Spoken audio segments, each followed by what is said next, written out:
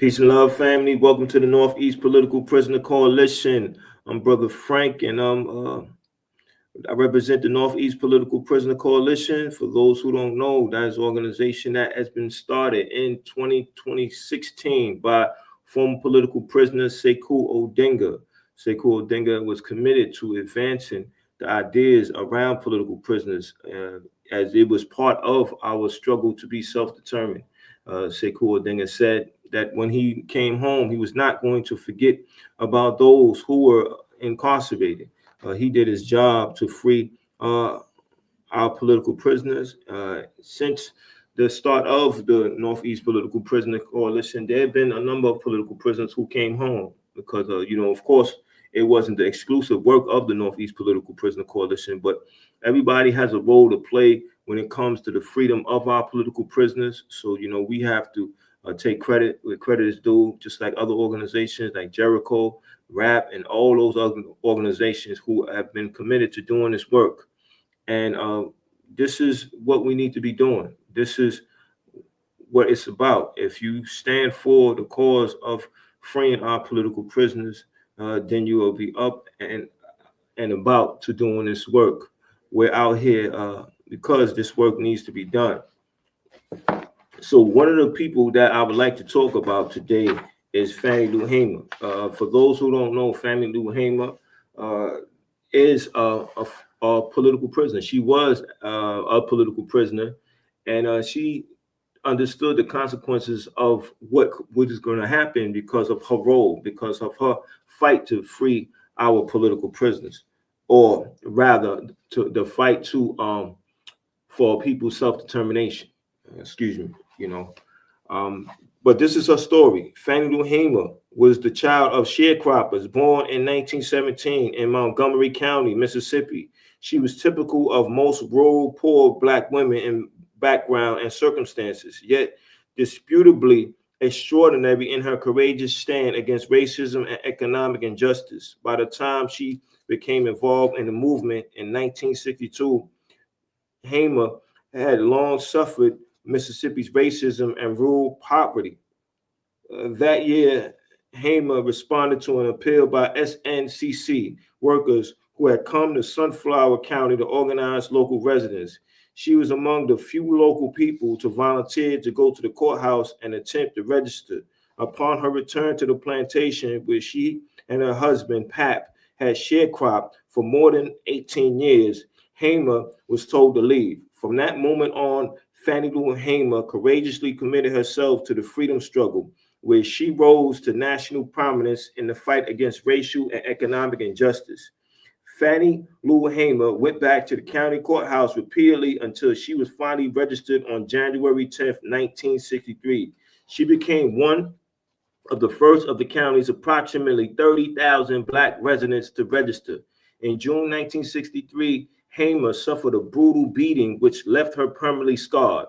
After returning from a voter registration workshop, Hamer, along with several others, was arrested, jailed, and brutally beaten in Winona, Mississippi. She recalled that she paid for that beating every day of her life.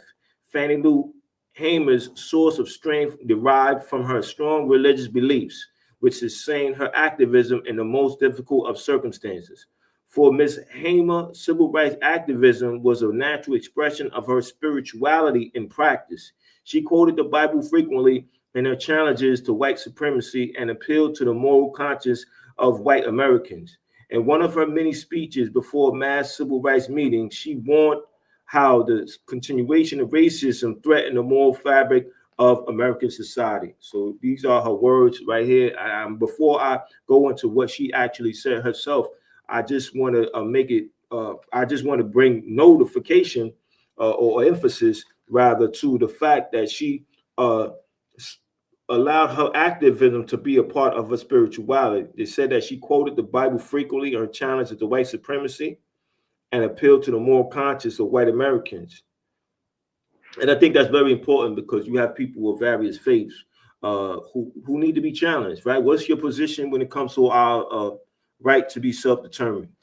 What is your position when it comes to to our political prisoners? Are you part of the problem or part of the solution? Are you active or inactive? And if you're active, how committed are you? And how can we support others who are active, or others who share your views, who share your activism and your organization new techniques and skills? How can we support you? And if you're not active, why are you not active? What are you waiting for? And because what conclusion did you come when you decided that you were going to participate in a particular faith? Were you waiting for something to happen outside of yourself? That's how you view a supreme being? Or are you allowing somebody to tell you something that you were not telling yourself by your ability to read for yourself and draw your own conclusion?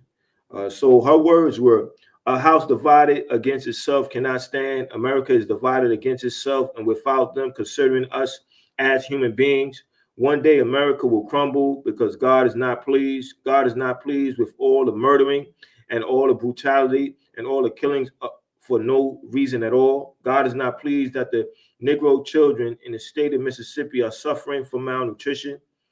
And then how can they say that in 10 years' time, we will force every Negro out of the state of Mississippi? But I want these people to take a good look at themselves. And after they have sent the Chinese back to China, the Jews back to Jerusalem, and give the Indians their land back, they take the Mayflower back from where it came. The Negro will still be in Mississippi. I think she was very passionate about what was happening to her people politically, and she wanted to play her role in raising their consciousness. I think that is commendable. And as we study history and we give recognition to our sisters, our powerful sisters, we got to be very mindful of what role that they played in these organizations. Because as I'm studying this book right here, right, of course, read everything yourself, draw your own conclusion. But this book names a number of strong sisters and the organization that they were part of. You had the Southern Christian Leadership Conference. You had CORE, which is the Congress of Racial Equality. You had SNCC, the Student Nonviolent Coordinating Committee. You had the Urban League. You had the NAACP. These organizations could not advance without the participation, leadership, and serious work of that the sisters was very consistent and conducting. For them to have any position in the community of authenticity or credibility, it had to be because of the work of our strong, powerful sisters. So there was another sister by the name of Annie Devine. Her story is Annie Devine was born in Mobile, Alabama, and while still a child, moved to Canton, Mississippi, where she was reared by her mother's sister. She grew up in Canton and later worked at various jobs throughout her teenage and early adult years. She married, had 4 children, and eventually divorced after 10 years of marriage. Ms. Devine attended Tougaloo College for 2 years and taught elementary school briefly in Flora, Mississippi. By the 1960s, she held a job as a debit manager for the Black-owned Security Life Insurance Company. Ms. Devine had a wide sphere of influence within the Black community of Canton, where she was a committed and highly respected church worker. By 1961, the Congress of Racial Equality, CORE, had begun organizing in Canton, and young activists sought her out. They realized that Ms. Devine could be pivotal in lending credibility to civil rights activities and encouraging local people to join the struggle. The first step to building mass support was, of course, involving persons in the community whom others looked to for advice and counsel. CORE activist Matthew Suarez recalled that Annie Devine was a stabilizing force among the young activists who had come to Canton. So before I get into the quotation, that's just to give you a description of who this sister Annie Devine is. I think from the description of who she is, you start to understand the lesson that you learn from her example is that you have to go to a community, pay attention to what's going on to the community, and find out who has what position in the community, and bring your ideas to that particular person so that that particular person can be utilized to advance your ideas, to raise the consciousness of your community. So that's her story, and that's who she was, and that is the lesson that we learned from her. And it's very important that as we start to study history, we start to recognize people, different time periods. Like this is working. This is Women's History Month. Last year in February was Black History Month. You know, we studied history, so we learned from those lessons about what we need to do now, because it's still actions that we need to take, right? Our people still suffer from police brutality. We still suffer from the lack of affordable housing.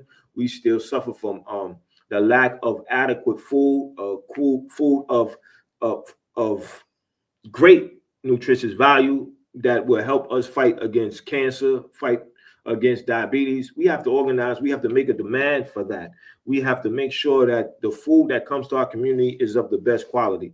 That is all around our idea of self-determination. So she directed us. She directed us to Blacks who were trustworthy in the community. Told us what. Hold on. Let me see. Core activist Matthew Suarez recalled that Annie Devine was a stabilizing force among the young activists who had come to Canton. So this is somebody speaking on her.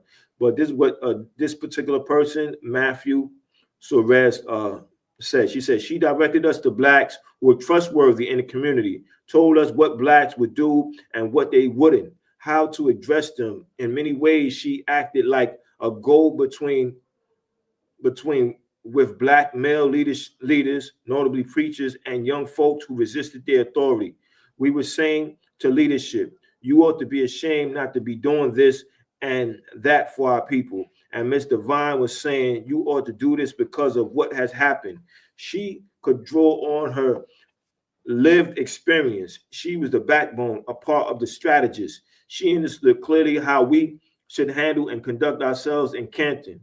We came in like, we're here to save you folks, and Miss Devine instructed Core that this was the wrong approach. You can't relate to people in this community using this approach. Miss Devine was a country diplomat. Annie Devine joined Core and became one of the founders of the MFDP in 1964. Just her knowing her people, knowing what her people would unite with and what they would disunite with is something that we can utilize in our work today. We all should be at some level participating in organized action as it relates to the advancement of our people, of our community. Because if we don't do it, who will, right? We got to stop waiting for somebody to come to our community and save our community. We got to commit ourselves to that particular work. But as always, you know, I always have to put the information out that's about this particular work. So before I go into the next person, I just want to let those who are viewing right now, I have addresses of a number of political prisoners, because this platform is sharply and ambitiously and passionately focused on raising awareness about our political prisoners, those who made immense sacrifices, who knew what was at stake when they did their particular work. So to write Fred Muhammad Burton, you write at Smart Communications /PADOC Burton Fred Muhammad. His number is AF 3896 SCI Somerset Post Office Box 33028 St. Petersburg, Florida 33733. If you didn't get that, please contact me at 347-679-3936 so I can give you that information. To write to Joseph Bowen, you write Joseph Bowen at Smart Communications /PADOC Bowen Joseph. His number is AM 272. That's SCI Fayette Post Office Box 33028 St. Petersburg, Florida 33733. And to write Malik Bey, it's Malik Bey at Merrill Smith 19-1874. That's his number. Citrus County Correctional Facility in care of Ceres Digital Mail Center, P.O. Box 20187, Tampa, Florida 33622. If you miss any of that information, please contact me at 347-679-3936. I want to give the information for Mumia Abu Jamal. You write Mumia Abu Jamal, Smart Communications /PADOC, Mumia Abu Jamal, AM 8335 SCI, Maoni, P.O. Box 33028, St. Petersburg, Florida 33733. But I want to continue with the information. There's other political prisoners that I have not spoken about in terms of giving their address. If you want to know about any more political prisoners, please contact me at 347-679-3936 or contact me at Safu Sankofa. That's Fusankofa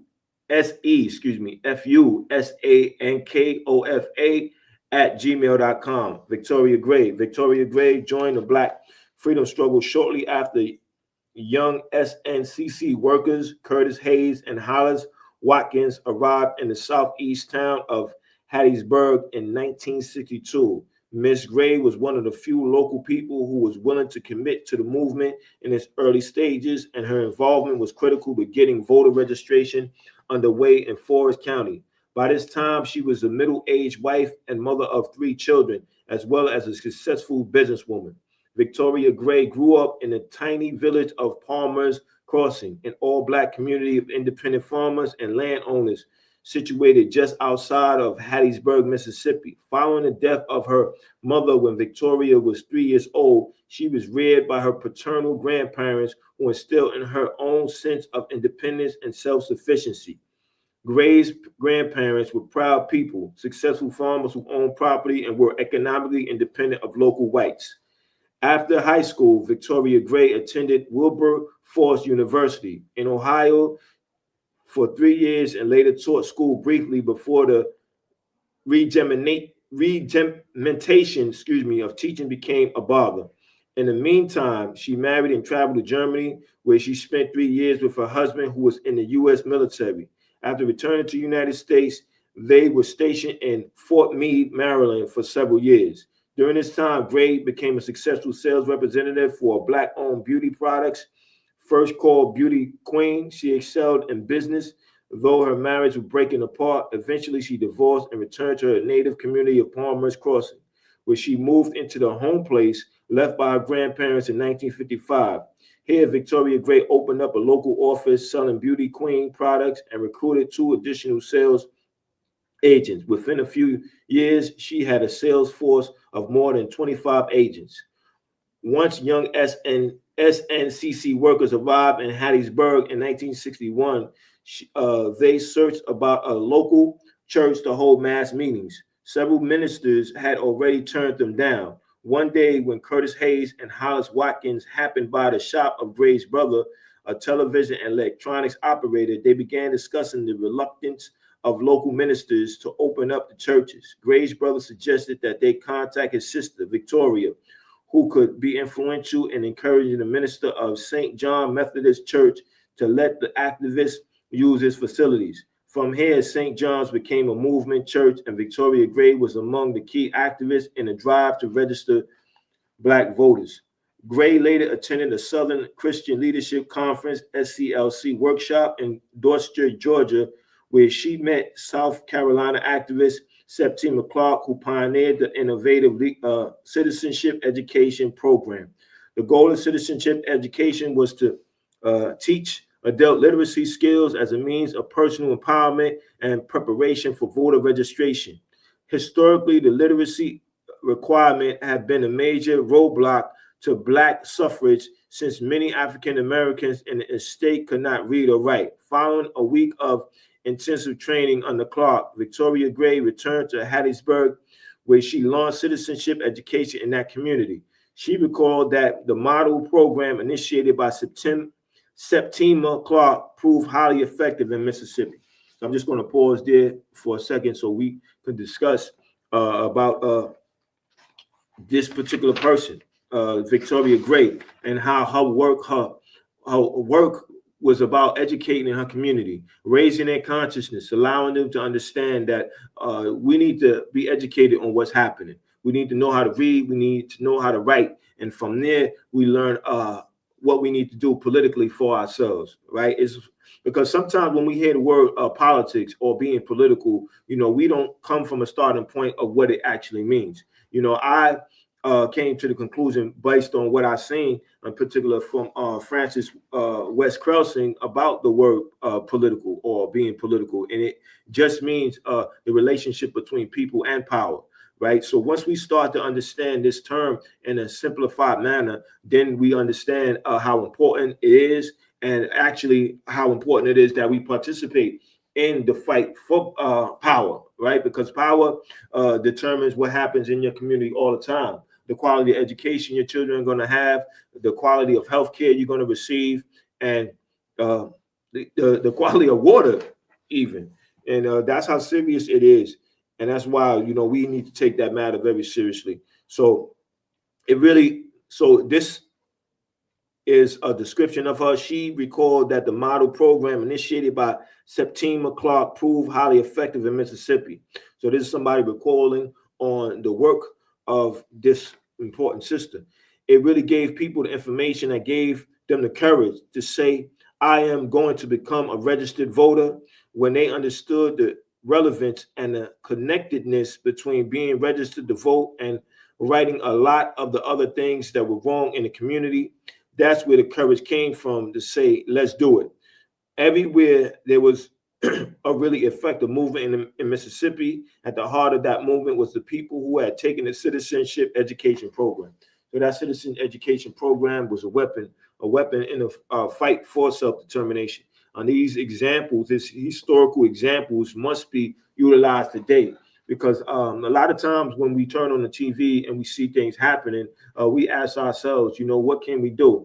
Then we look at history and look at the situations that our people were in at that particular time, and then we raise a question to ourselves: what did they do? So they had educational programs, and from there they decide that from these programs we're going to take a particular action.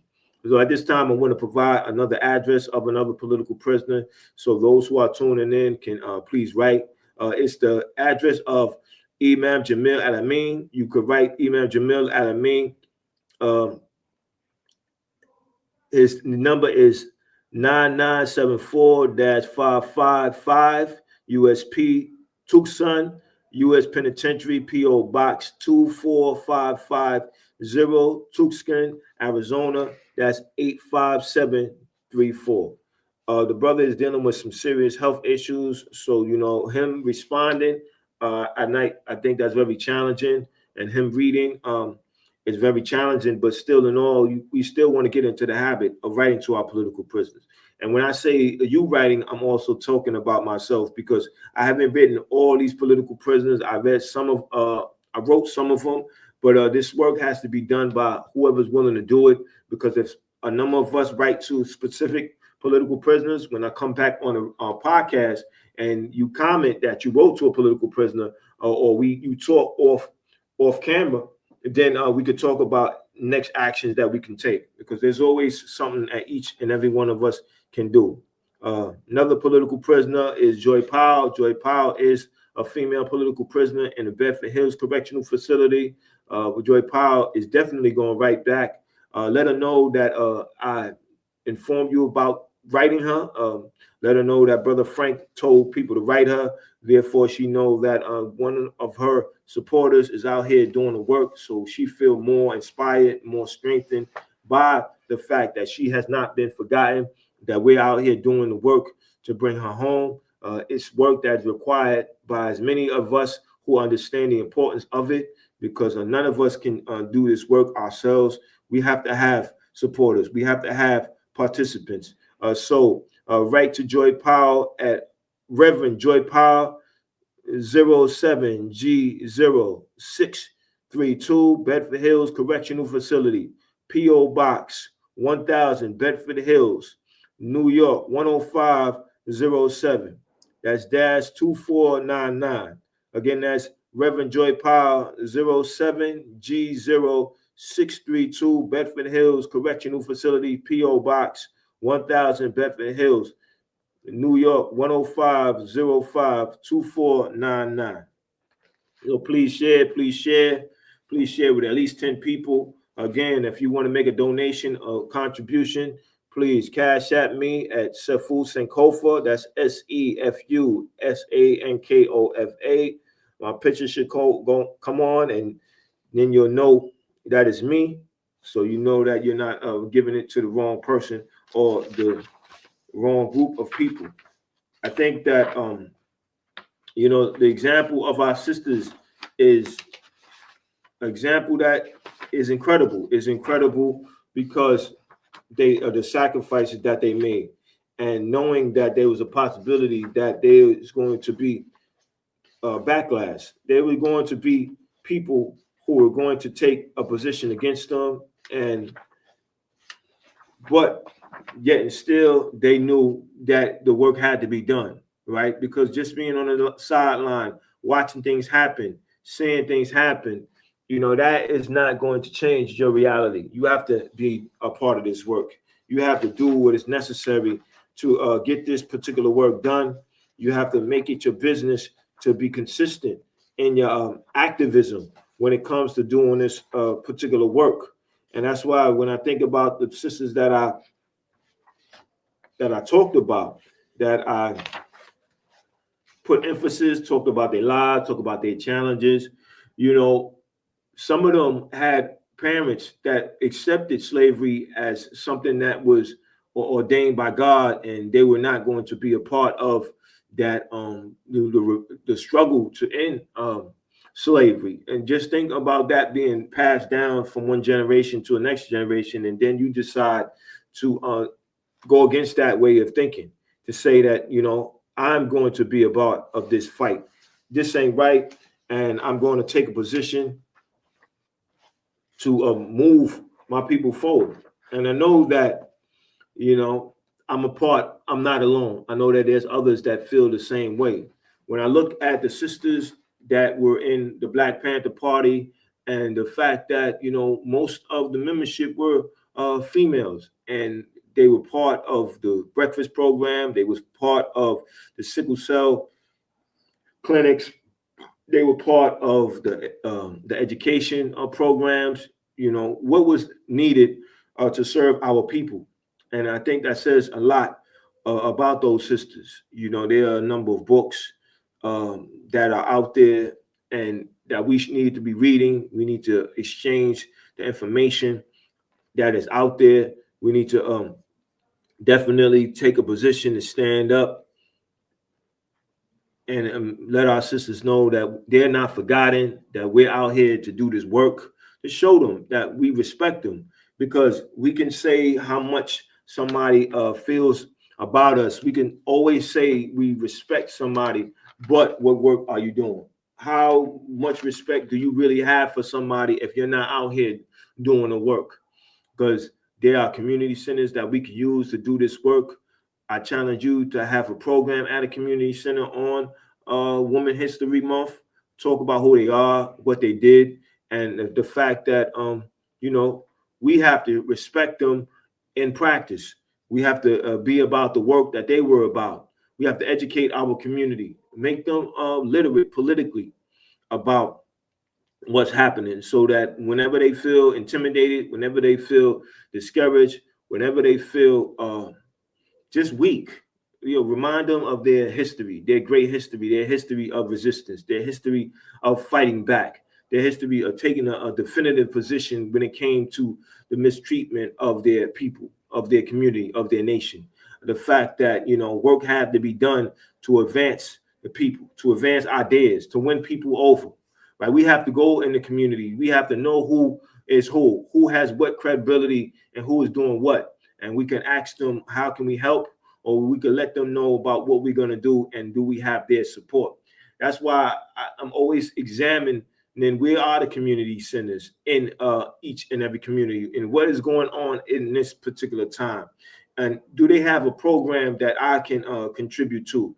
Do they have a director that's willing to let me come to the community and talk to the members of the community center? So if you are part of a community center, please contact me at 347-679-3936.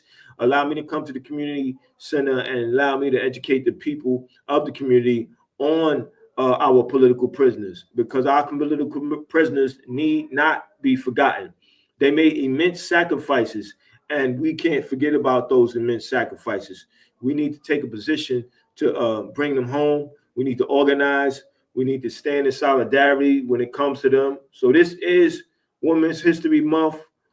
Thank our beautiful women for their sacrifices and commitment. So the entire episode that come on Wednesday for the month of March will be focused on the examples of our women.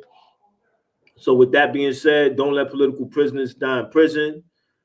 Reach out to the Northeast Political Prisoner Coalition. Get involved in our work. 347-679-3936. Again, that's 347-679-3936. Y'all know the call. Free them all. Don't let political prisoners die in prison. Peace.